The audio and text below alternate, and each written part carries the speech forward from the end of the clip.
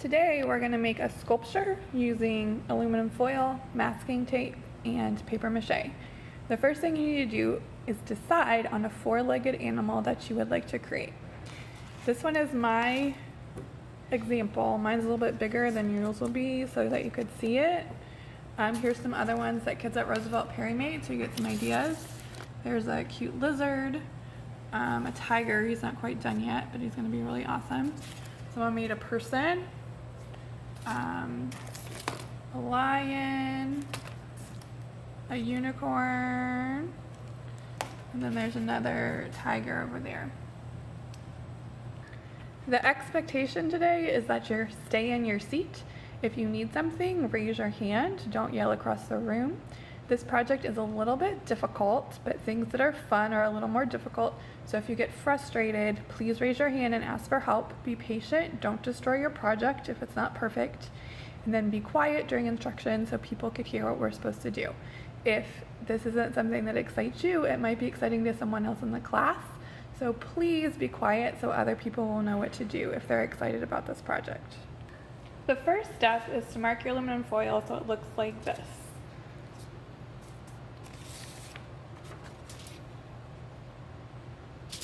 The goal here is that this section will be a leg, this will be the head of your animal, that'll be a leg, this will be a leg, that'll be a tail, this will be another leg, and then this middle part will be the body. The next step is to cut on the lines that you just drew.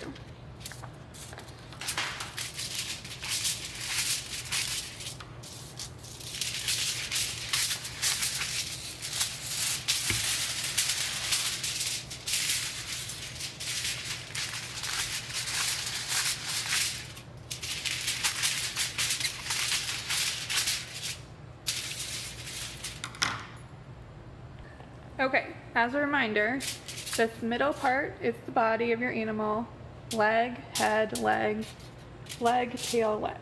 So the first thing we have to do is squeeze the middle of our aluminum foil to make the body. When you're squeezing today, just squeeze it a teeny bit at a time. You could always squeeze it more if it's not tight enough, but you can't unsqueeze it. If you squeeze it really tightly all at once, your animal will break. So when you're squeezing, go really slowly. Okay, so I'm going to take my two hands and put them on either side of my aluminum foil. I'm going to really slowly just squeeze this middle part just a little bit, and then I'm going to stop. Don't do it as tightly as you can because that will mess up your sculpture. The next thing we're going to do is squeeze the legs and the tail just a little bit, the same as the body. Don't squeeze the head yet. I'm going to take an arm, squeeze it long and skinny so it looks like an arm. Another leg or arm, squeeze it long and skinny. I'm leaving the tail, or I'm sorry, the head the way that it was.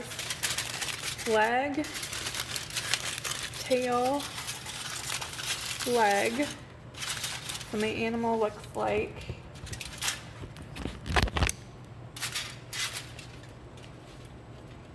that. The next thing I'm going to do is squeeze the head into a ball shape. It's probably going to be too small for your animal, so you're going to take an extra piece of aluminum foil and add it on top of it so your head will be in proportion to the rest of your sculpture. So I'm going to take where my head was, and instead of squeezing it long and skinny like a leg, I'm going to squeeze it into a sphere. And then I'm going to take my extra aluminum foil, put that over top of the head so that my head will be proportional. Alright, so right now my animal looks kind of like a hot mess, so what I have to do is kind of adjust it and think about what animal I'm making. If you're making a horse or a tiger or something like that, obviously you want your arms to go down. If it's a lizard, you might want them to come out. So I'm going to work on mine a little bit and see if I can get it the shape I want. I'm going to make a lizard, so I'm going to have my arms and legs go out a little bit. I'm also going to take my head and make it more into a triangle shape instead of a ball shape. You could always add extra aluminum foil if something gets a little skinny. Just don't squeeze anything too tight because if you squeeze it too tight, it's going to break.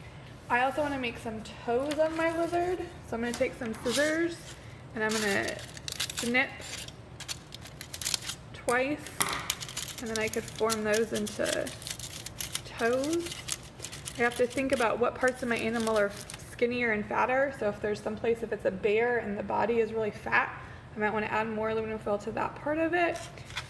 My legs, if they're too long, I could snip them off. Like if you're doing a pig and the legs are really short, you might want to either fold the legs so they'll be shorter or cut some of them off. You could also squeeze like where the knees and stuff are. So you're just right now working to try to adjust your animal and get it to be the shape that you want.